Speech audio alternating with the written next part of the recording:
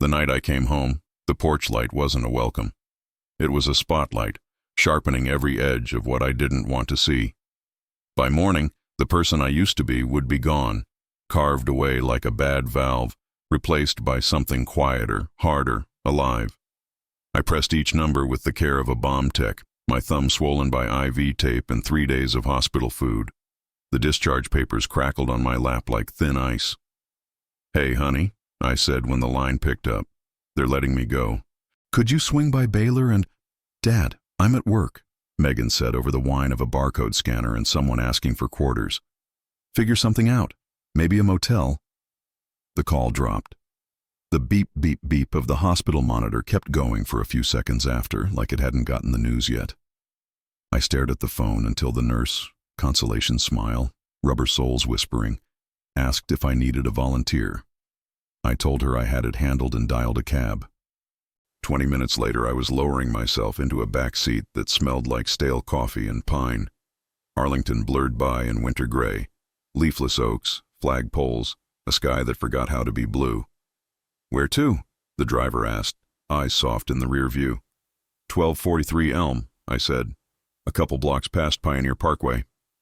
I'd said that address 1,000 times, said it when the appliance repair came, said it when I ordered pizza for the kids, said it the day I sold my place in Cleveland and handed Megan and her husband a check that could have been my retirement, my cushion, my dignity. I said it now like a prayer. The house looked smaller without me in it. Funny how that works.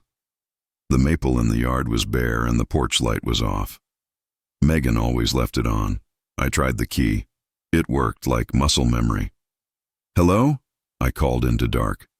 My voice sounded like it belonged to an answering machine. The living room blinked to life under a ceiling fixture I'd installed myself, but I didn't recognize the room. My recliner had been shoved in a corner, my stack of dog-eared magazines gone. The mantle photo of my late wife, Danny, and me on our 35th anniversary lay face down on the bookshelf, as if it had offended somebody. I walked to my room on legs made of glass. The door was ajar. The smell hit me first. Some cologne I'd never wear, powdery dryer sheets, the faint ghost of my aftershave drowned beneath a flood. A hardshell suitcase blocked half the bed. A floral overnight bag sat on top of it, mouth gaping. Men's boots, huge, mud-caked, rested by the dresser. My shirts were exiled to a single crowded hanger rod, sleeves hunched like sorry shoulders. My chest pulled tight, not the surgical kind of tight, the bad kind, the kind that feels like your ribs are a fist. "No," I said, to the air, to the boots, to 12 days of texts where Megan had told me not to worry and then told me nothing at all. The front door opened. Voices, the trill of my granddaughter's laugh, the scrape of plastic grocery bags. "Grandpa!" Eli barreled down the hall before his mother could grab him, 8 years old and all knees. June squealed and leapt in after, her pigtails crooked and perfect. I knelt like you kneel in a pew and hugged them both, careful of the incision under my shirt. Their heat, kid heat, sun heat, soaked into me. "Daddy," Megan said from the doorway, tone already at a simmer. Travis hung back behind her, fidgeting with his keys like they were a puzzle he'd almost solved. Behind them, 2 older faces watched me with something between curiosity and disdain. Ruth and Harold Pike, Travis's parents. Ruth clutched her purse like it owed her money. Harold crossed his arms and surveyed me the way a banker looks at a man asking for a loan with no collateral. "What are you doing here?" Megan asked. "I live here," I said, standing as slowly as an old screen door. "They discharged me. You weren't supposed to be back until tomorrow." She flicked a glance at Ruth, then back to me. "We made arrangements." "In my room," I said, and felt something inside me tilt toward a new angle. The kids stiffened under my hands. "Why are my pictures face down?" Ruth stepped forward like she'd been cast for this part. "We're family too. We needed space." She said family like a password. "And where exactly did you plan for me to sleep?" The calm in my voice startled me. Calm can cut deeper than rage. Megan lifted her chin, eyes colder than the porch steps in January. She pointed past the garage to the yard. "We cleared out the old doghouse," she said. I followed her finger. The red-painted A-frame we never used sat under the pecan tree, damp leaves draped across it like a bad joke. For half a second I wondered if I was still sedated. Then June's hand tightened around my sleeve. "No," Eli said, voice high and hot. "Mom, that's mean." "It's temporary," Megan said. "Until we get the rent from—" She stopped, shot a look at Ruth. "Until our lease ends," Ruth supplied smoothly. The world narrowed to 4 points. The ache under my sternum, the smell of someone else's life in my room, the feel of June's small fingers, the certainty rising inside me like stone. "I see," I said. I unclipped my key from the ring I kept for safety deposit boxes, for storage units, for things no one remembered I had. "I'll pack my things." "Daddy, don't be dramatic," Megan snapped. "You're making everyone uncomfortable." "You're right," I said. "I've been doing that for years." I folded what was mine into a duffel. Shirts, 3. Danny's wedding band. My father's Timex. 2 photos. The one where Eli is squid-eyed with a trout. The one where June is wearing Danny's pearls and a grin of pure ownership. I left everything else.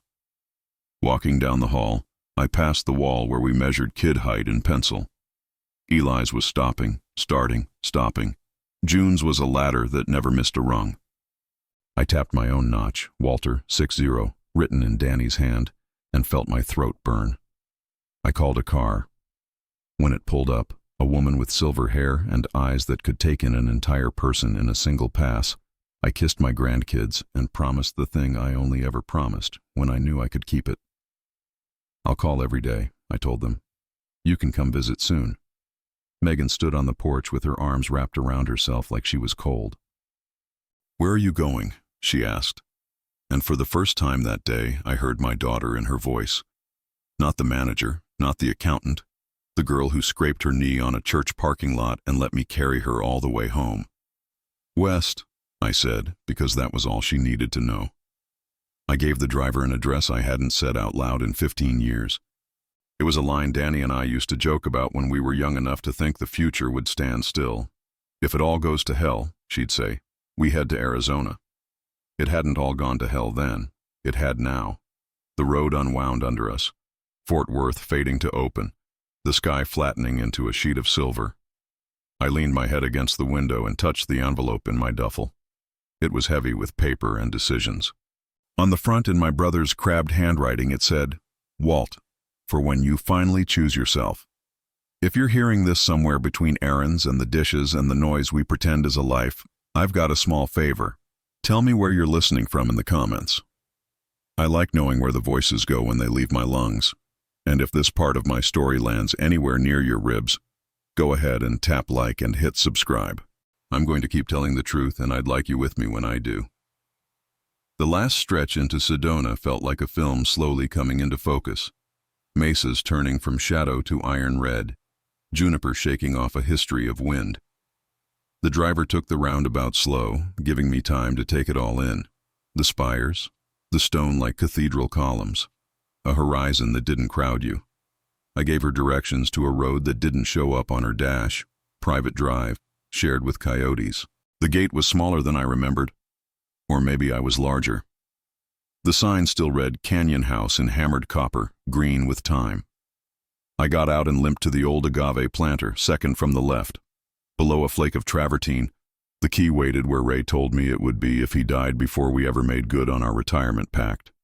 Beers at sunset, bad jazz on the patio, lies about who we used to be. The lock turned with a groan that sounded like a hello. The air inside carried cedar, dust, and something citrus someone had sprayed not long ago. A caretaker? A neighbor who missed my brother? Room by room I reacquainted myself. Thick adobe walls that kept both heat and ghosts outside. A kitchen tiled in Talavera blues and yellows. Danny would have loved that. Exposed beams, hand-carved, with the kind of flaws that make you feel safe. The far wall was all glass. The red rocks sat out there like company. On the counter, a manila folder. On it, Ray had written, "In case Walt ever remembers he belongs to himself." Inside were copies of the deed, instructions for taxes he'd prepaid, a note for the lawyer in town, and then his letter, 6 handwritten pages, loops snagging on certain words. Walt, there are things men like us confuse on purpose. Kindness with weakness, duty with love, survival with surrender. If you're reading this, I'm sorry for the hurt that likely pushed you here and glad you finally got pushed. This house is not charity. It's a return to the principle I borrowed from your life. You gave yourself to our family and never called the debt. I'm calling it for you. If they come, because they will, remember, the door is yours. You can open it. You can close it. I slept 12 hours that first night with the desert holding me up. I woke to a sky rinsed clean and coffee from the tin Ray kept in a cabinet I would have sworn he never used. A coyote yipped somewhere beyond the wash. My chest ached, but different now. Work ache, healing ache. Sedona was small enough to learn by foot if you took it slow. I took it slow. The guy at the hardware store in West Sedona had my brother's face memorized like a hymn. "You're Ray's kin," he said, loading my cart with air filters and a filter wrench. He said you were stubborn. "I am," I said, "just not in the ways that matter." At the coffee pot diner, I took a booth and nursed a plate of huevos and a mug of the strongest coffee this side of an engine bay. The waitress, a woman with a braid like a rope and a name tag that said Lupita, topped me off without asking. "You're new," she said. "Old, just back," I said. And the truth of that felt like a new tooth breaking through. Day by day, I built a life a man my age could actually live inside. Morning walks along Oak Creek, where the cottonwoods whispered advice I was finally ready to hear. Midday rest, because healing is a job. Afternoons spent wiping down surfaces in the quiet ceremony of claiming space. Baseboards, the underside of a mantle, the inside of a drawer. It wasn't about cleanliness, it was about presence. Every ragstroke said, "I'm here, I'm here, I'm here." Megan called. Day 1, 4 times. Day 2, twice. By day 3, texts stacked up like mail you don't open because the envelopes know your name. I stared at her name on my phone and didn't answer. Some silences are not punishments, they are scaffolding. On Friday, I drove to the lawyer Ray recommended. A bell above the door rang and the smell of old books and lemon oil met me like a memory. "Mr. Hale," the receptionist said, "Ray spoke highly of you." The lawyer, Reese, lean, a tie as plain as bread, helped me move papers like chess pieces. We checked the title, set up a trust for Eli and June I didn't tell anyone about yet, and put a note on the deed that would make any future sale require my written consent, plus a small miracle. "You expecting trouble?" Reese asked, neutral. "Expecting visitors," I said. That night I watched the rocks burn down from gold to blood to ash, and thought about the first time I held Megan, tiny, loud, a fistful of my heart. It felt like being chosen by God and gravity all at once. It still did, in a way. I just wasn't willing to confuse that choosing with permission to use me up. The thing they don't tell you about coming back to yourself is how much there is to inventory. Not the objects, those are easy. It's the habits that need dusting. The knee-jerk, sorry. The immediate yes. The way you sit at the edge of a chair like you're ready to evacuate your own life at a moment's notice. I started small. When Lupita asked if I wanted more coffee, I listened to my body before my manners.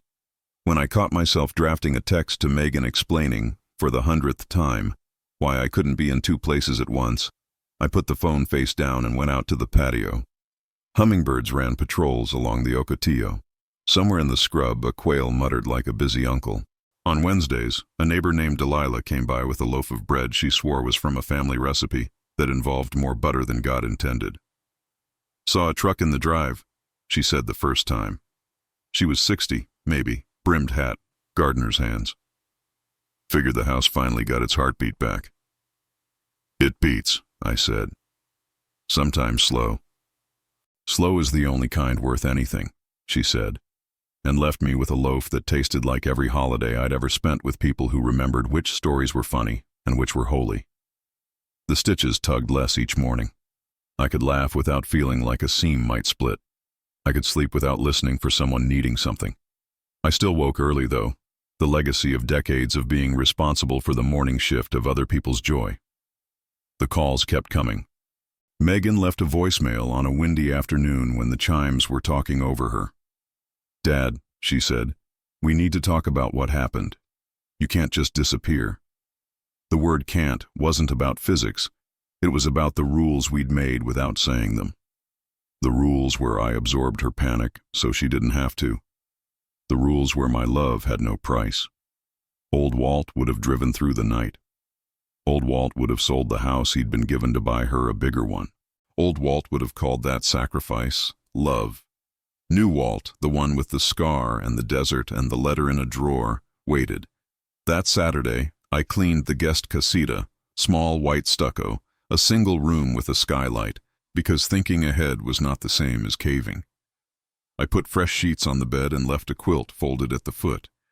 I stocked the mini fridge with apple juice and mineral water and a chocolate bar, knowing the kids would sniff it out in under 10 seconds if the world turned just right. At sunset, I opened Ray's letter again to the 3rd page, where his pen had pressed harder, almost tearing. "Remember, if they knock, you don't owe them your softest no. You owe yourself the truth." I was halfway through a bowl of green chili stew when a text arrived with a picture of June's painting, a big red something with 1,000 lines coming off of it. "It's a sun," the caption read. Then, "She misses you." I typed, deleted, typed, deleted. Then, "I miss her too." I went to bed early. The dream I had could have been a movie directed by someone who had a crush on metaphors. I stood in a room full of doors. Each one had a knob on the inside only. I opened and closed them until I realized I wasn't trapped at all. They came on a Tuesday, because of course they did. Tuesdays are nobody's favorite. They're midair.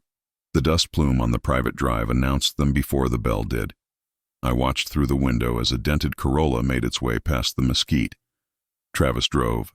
Megan stared straight ahead, jaw clenched. The car was clean in a way that meant they'd wiped away everything they couldn't fix. I opened the door before they knocked. "Long drive," I said. Megan took it in, the patio, the view that steals your breath and then hands it back. "You didn't tell me it was this," she said. "I didn't tell you much," I said, "by design." Travis didn't bother with the view. He looked past me like he was casing a joint. "We could help you manage the place," he said, as if I'd invited him to. "I can manage," I said. Megan inhaled like she was about to dive. "Dad, the other night," she began. "The doghouse night," I said. "Say its name." Color rose in her cheeks. "I messed up," she said. "We messed up." Travis adjusted his cap. "It was a misunderstanding." "What part was confusing?" I asked. "The luggage in my room, or the part where you suggested I curl up beside a flea problem that doesn't exist?" Megan blinked hard. Once. Twice. "We were scared," she said. "Money's tight. My in-laws needed somewhere to land. You don't understand what it's like right now." "What it's like," I said, "is exactly what I understand. I've been budgeting my life for other people's needs longer than you've been able to sign for a mortgage." Travis frowned deeper. "We're family," he said, like a closing argument. "Exactly," I said, "which is why I'm not going to insult either of us by pretending that didn't happen."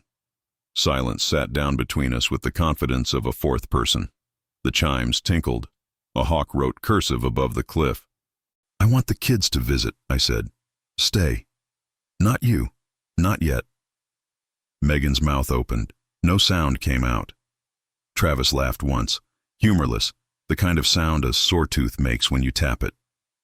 "You can't do that." "I can offer them a stable bed," I said. "You can decide if you want to let them have it." Megan whispered something I couldn't catch. Maybe a prayer, maybe a curse. When she looked up, she was completely, achingly 32 again. The year she cried at my kitchen table after losing a job she thought defined her. The year I told her what every parent tells themselves is wisdom while passing down patterns they never wanted in the first place. "I'll take care of it. Not this time." The voice in my head was mine, and it wasn't asking for permission. "We'll think about it," Megan said, which meant she'd fight about it in the car, then text me something that began with Dad, comma. "Think here," I said, and stepped aside, and did something I didn't expect of myself at all. I showed them the casita. For the kids, I said, stopping them on the threshold with a palm up as if I could halt a tide. Megan stood very still. Why are you being kind? She asked, suspicion and hope twin engines in her throat. Because I don't confuse kindness with weakness anymore, I said. And because you're still my daughter. Travis snorted. And what are we, the villains?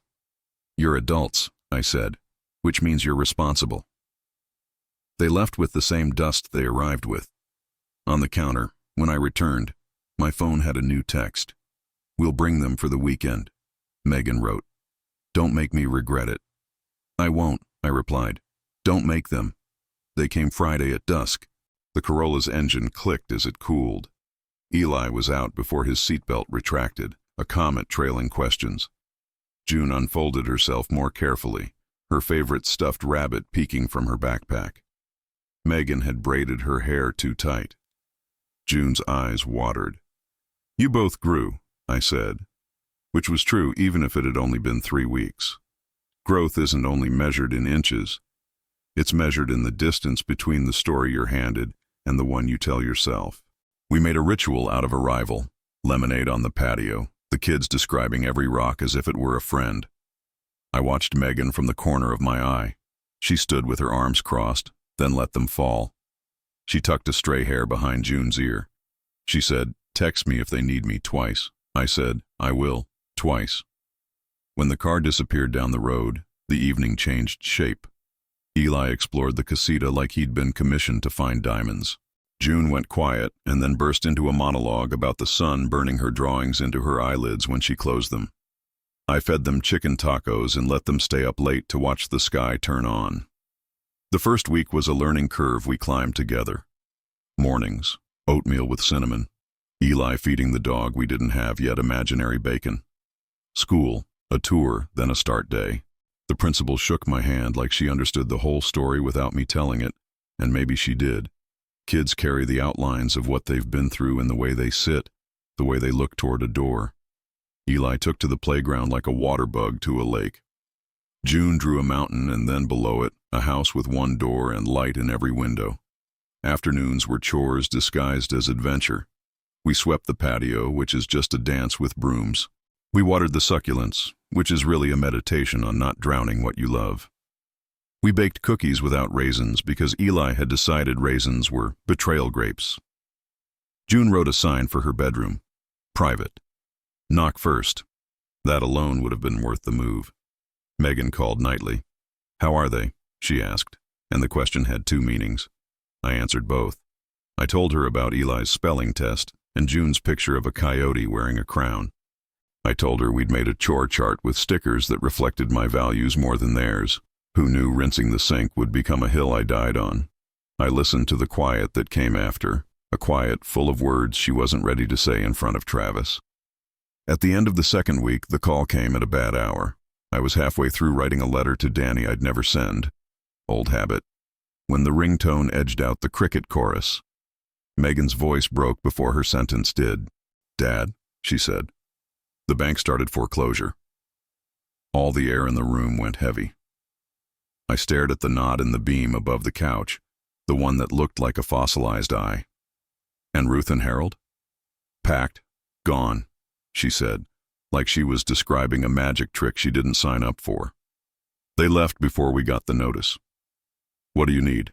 I asked, and heard the trap door under the question, the one that leads to the old basement where I keep my wallet next to my shame. I need you to take them, she said, and the relief in her voice was the purest thing I'd heard since this began.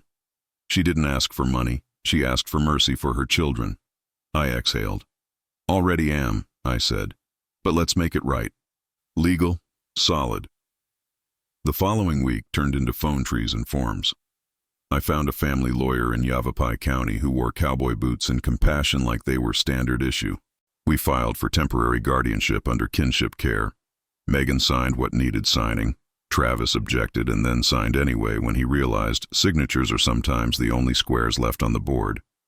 It all took less time than you'd think, because sometimes, when the truth is plain, bureaucracy can behave. On the day the papers cleared, I took Eli and June for burgers to celebrate. Eli asked for extra pickles. June asked for a milkshake big enough to swim in. On the way home, June fell asleep in her booster, mouth open, sunlight laying bars across her cheeks through the mesquite. Eli leaned his head against the window and said, to nobody in particular, "It feels like exhaling." "Me too, buddy," I said. "Me too. Parenthood at 70 isn't a second wind, it's a new climate." The mornings came earlier and softer. Eli learned to pack his backpack without prompting. June learned the difference between a want and a need, and then announced it frequently, usually incorrectly, which is a perfect place to start. I learned the trick of sitting on the floor without looking like I needed a crane to stand. We built a life out of rituals. Tuesday pancakes shaped like stars that looked like amoebas. Thursday night read-alouds where Eli insisted on voices for every character, and June demanded the smell of the book first, like she could absorb plot through inhalation. Saturday hikes into the wash with a snack bag that would make a nutritionist weep. Tiny Oreos, pretzels, apples to make me feel better about the Oreos and pretzels. The desert gave us assignments. Spot the lizard before it spots you. Listen for the hawk's shadow. Treat every cactus with respect, do a porcupine bishop. The kids started to speak of the rocks like neighbors, and I started to measure our success not by quiet, but by the quality of the noise. Megan's calls changed too. At first, she reported exhaustion and shifts picked up at a diner off Division Street back in Arlington. Then she reported something rarer. "I told my manager no," she confessed one night. Wonder and fear twinned. "He asked me to stay double, and I said no." She sounded as if she'd gotten away with theft. That's what boundaries feel like at first, profane. "Proud of you," I said, and meant it with the clean pride that expects nothing in return. Travis was quieter. He called once to accuse, twice to cry, once to tell me he'd registered for a union apprentice program, and then went silent for 2 weeks that felt like a summer. When he called again, his words were smaller. "I'm trying," he said. "We all are," I said. There were court dates, Zoom squares, and stale coffee. The judge had a Midwest voice and eyes that knew when someone was bargaining with fantasy. She praised Megan for signing the guardianship. She warned Travis that an apprenticeship is not the same as sobriety from old habits. She asked me if I had enough support. I told her I had a neighbor and a diner and a lawyer and a house that loved me back. She nodded like she believed houses do that sort of thing when we let them. The kids set down rootlets you only notice when you tug. Eli made a friend named Mateo who taught him how to say cool in Spanish in 8 different intonations. June wrote Canyon House in pink chalk on the front step. "So if we get lost," she explained, "we'll know where to go." One evening, we sat on the patio while a storm built over Cathedral Rock, a thing that happens here like an opera. Murmur, overture, crescendo, release. June climbed into my lap and pressed an ear to my chest. "What are you listening for?" I asked. "Your heart," she said. "Does it still hurt?" Sometimes I thought. "Not the way it used to," I told her, which was true in every direction. The first supervised visit at Canyon House felt like staging a play on an open-air stage. No curtains, no lighting cues, just 5 people with histories and a bowl of sliced oranges. Megan arrived with hair that didn't look like she'd had time to think about it. She was thinner. Her eyes were bigger. She hugged the kids with the ferocity of someone who'd been underwater. Travis followed, shoulders narrow with effort. He carried a birdhouse kit he'd bought with union discount and hope. We had rules. They weren't posted, but they might as well have been etched into the patio stone. No talk about moving back in. No triangulating through the kids. No promises nobody could keep. The kids led with joy, as they should. Eli explained the difference between good sand and bad sand with a teacher's certainty. June showed off her chalk sign as if she'd won an award for typography. Travis's hands shook when he reached for the glue. "Could use a clamp," he said. "I've got one," I said, and went to the workshop. When I came back, I found him staring at the canyon like it might judge him. "You okay?" I asked. "I don't know how to be the guy who didn't do what I did," he said, and there was no defense on his tongue, just fear. "You start by not defending it," I said. "Then you build something else, piece by piece." Megan cooked in my kitchen without asking, which once would have made me bristle and now felt like a benediction. She chopped onions with too much force. "You're not wearing your ring," she said when she noticed my bare finger. "I put it back in a box," I said. "Not because I love your mother less, because I'm done using it as a talisman to try to keep bad things away." Megan blinked. "I don't know how to do any of this," she admitted, dicing slower. "Being the mom who messed up, being your daughter again, being not the person who pointed at a doghouse." "You say it," I said. "That helps." She nodded once. The smell of sautéing onions filled the house the way memory does when you open the wrong drawer. Later, when the kids were asleep, Eli sprawled like a starfish, June curled like a question mark. Megan stood on the patio with her hands in the back pockets of her jeans, a posture she inherited from me. God help us both. "I keep waiting for you to slam the door," she said. "I did," I said. "Then I opened it a crack. That's the best I can do. That's also enough." "Will we get them back?" she asked. And there it was, the tender place where hope rubs against reality. "If you become people who are steady," I said. "If you make a household that isn't built on my back. If you understand that no money I give you will fix what you won't fix yourselves." She nodded. A bat flipped in the dim like a punctuation mark to a sentence only it understood. When they left Sunday, the house felt both too quiet and exactly the right amount. I picked up a stray sticker from the floor, Gold Star, and stuck it to the inside of the cabinet where Ray kept the mugs. You measure victories where you can. Catastrophe doesn't always shout. Sometimes it arrives in a minor key. The call came on a Wednesday when the house smelled like lemon oil and crayons. Megan's voice was flat. "Travis relapsed," she said. "Not on substances, on lies. The union job had come with per diem and a credit card for supplies he was supposed to use with receipts. Receipts had gone missing. A supervisor found a slot machine app on his phone while Travis was on break. The old gambling itch had found new skin. I looked at the kids in the living room. Eli was building a fort out of couch cushions that would mortify a structural engineer. June had her rabbit dressed in a tiny paper crown. "What do you need?" I asked, careful with the wording. "Advice I'll take," Megan said. It was the first time she'd asked for advice instead of rescue. Progress, measured in pronouns. "Tell the truth," I said. "To his boss, to yourself, to me." She did. Travis lost the job. He didn't lose the program. They put him on probation and pointed him toward meetings. Megan found a counselor who took her insurance and all of her Tuesdays. She called me after the first session and cried the kind of tears that do work. The next visit weekend, Travis didn't come. Megan did, early. She stood in the kitchen blinking at a note June had written and stuck to the fridge with a gecko magnet. "Mom, we have marshmallows." The extra L felt like mercy. "I don't know what to tell them," she said. "The truth," I said. "Man got sick in a way you can't see. He's getting help." We told them. Eli's jaw went hard. June climbed into my lap and asked if sickness could jump. "Only if you feed it," I said. "We're feeding other things." We did feed other things. We made s'mores on the patio and told stories that weren't about people who weren't present.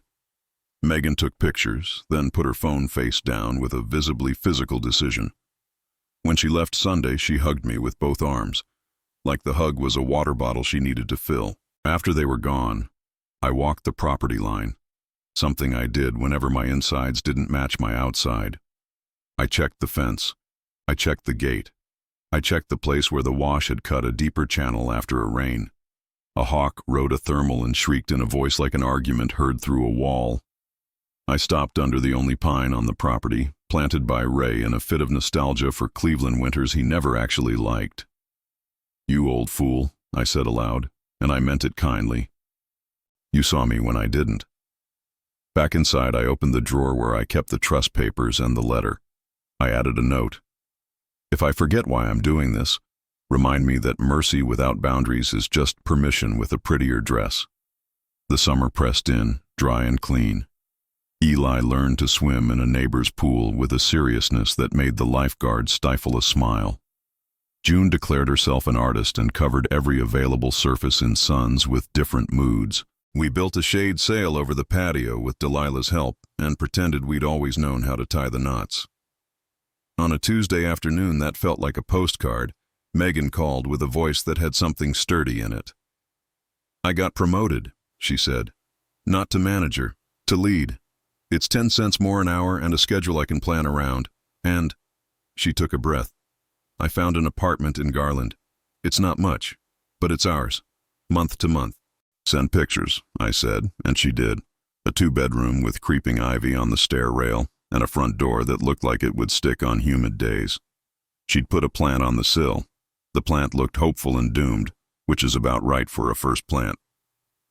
We started talking logistics we hadn't dared yet: school transfers in the fall, custody reevaluations, visits shifting from supervised at my house to afternoons in a Dallas park, with me sitting on a bench pretending to read a book. The lawyer sketched timelines. The judge nodded at progress. The kids had different reactions. Eli was a ledger, pros and cons, a careful accounting of who had better cereal. June was a tide, ebbing, flowing, moon-ruled. One evening I sat with them on the floor of the casita, our small, perfect chapel, and drew a map. Arizona on the left, Texas on the right, a ribbon road with dots for gas stations we'd never stop at. "You have 2 homes," I said. 2 beds. 2 people who will never use you as a reason to break a promise again. "Can we still come here?" June asked, palm on Sedona like she could keep it from blowing away. "Yes," I said. "Always." Megan and Travis visited 3 weekends in a row and didn't make a single ask outside the rules. Travis showed up with calloused hands and eyes that met mine for once. He brought a paper from his program, signatures stacked like a picket fence marking days. He didn't hand it to me like proof. He set it on the table like a thank you. "You cooking Sunday?" he asked. "Only if you do the dishes," I said. He did. And he did them the way a man does dishes when he understands that soap can be sacrament. I could feel the story bending towards something like resolution, and I didn't trust it. You don't live as long as I have without knowing that the third act sometimes has a trap door. But you also learn not to refuse grace when it offers you a chair. That night, after they left, I wrote Danny another letter I'd never send. I told her about Eli's newfound backfloat and June's sons. I told her that Megan was becoming someone I liked again, not just loved. I told her I had done something hard, and it had not killed me. I tucked the letter under Ray's because those 2 always liked to sit together and talk about me when I left the room. We met halfway in a town with a name that sounded invented: Van Horn, dusty and patient. The hotel had a pool circled by a fence that squeaked. The diner served pancakes that understood butter in a personal way. We picked it because it was equidistant and because compromise needs props. Megan and Travis arrived first. They'd borrowed a newer car from a friend, which is another kind of progress. You can only borrow from people who trust you. The kids sprinted across the parking lot like the state line was a finish tape. Inside, we sat at 2 tables pushed together, the kind that wobble until you fold a napkin into a shim. I handed over a folder with updated guardianship papers, a proposed schedule, a therapist's card in Dallas who specialized in reunification that wasn't performative. Travis handed me a sheet with pay stubs and rental agreement photocopies and a note from his sponsor. No ask, only evidence. "I don't want your money," Megan said, unprompted, which made me believe her all the way down to the places where fathers store old disappointments. "You're getting it anyway," I said, and lifted a second folder. "For the kids. A college fund they don't even have to use for college. Could be trade school, could be a studio, could be a year to figure their lives out without fear. It's in a trust. You can't touch it, neither can I." Megan cried. Travis swallowed like a man who missed a step and caught himself. The kids asked if they could get cinnamon rolls. We said yes, because sometimes the most loving answer is exactly that. The next morning we drove to a park with a playground that had known too much sun. The plan was to talk next steps while the kids made friends with other kids they'd never see again. Life is rich with strangers who change you by degrees. Under the shade of a reluctant tree, I told Megan something I'd been polishing for weeks. "I forgive you," I said, not to pretend it didn't happen, to release us both from hauling it like a sofa up bad stairs. She closed her eyes. "I forgive me," she whispered, which I hadn't asked her to do and couldn't have done for her anyway. Travis shoved his hands in his pockets and took them out again. I don't know how long I need to prove it, he said.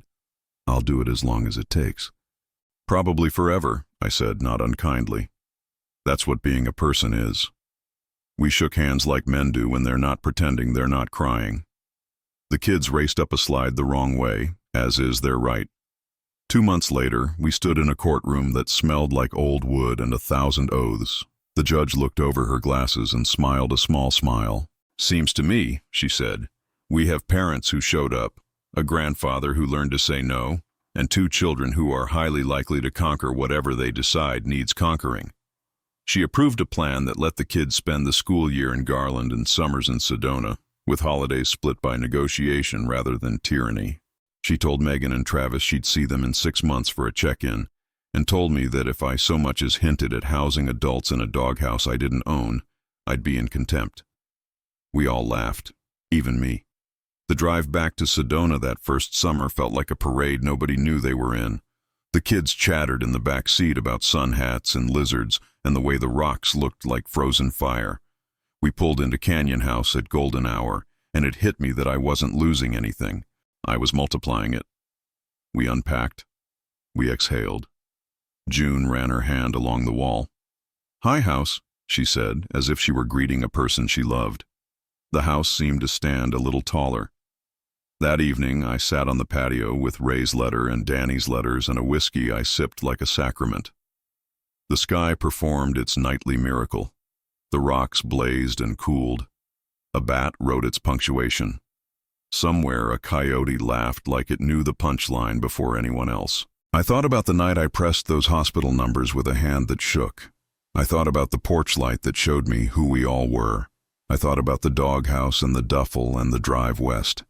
If you'd told me then that the act of leaving would be the most faithful thing I ever did, I would have told you to hush. But it was. It was the yes that made room for every real yes after. When the kids were asleep, I walked to the casita and stood in the doorway. The quilt was folded just so. The mini fridge hummed. The air held the smell of crayons and shampoo and summer. I put my palm on the door jamb and felt the graze of time against wood. If this is what choosing myself looks like, I thought, then so be it. I chose them too, and I didn't have to disappear to do it.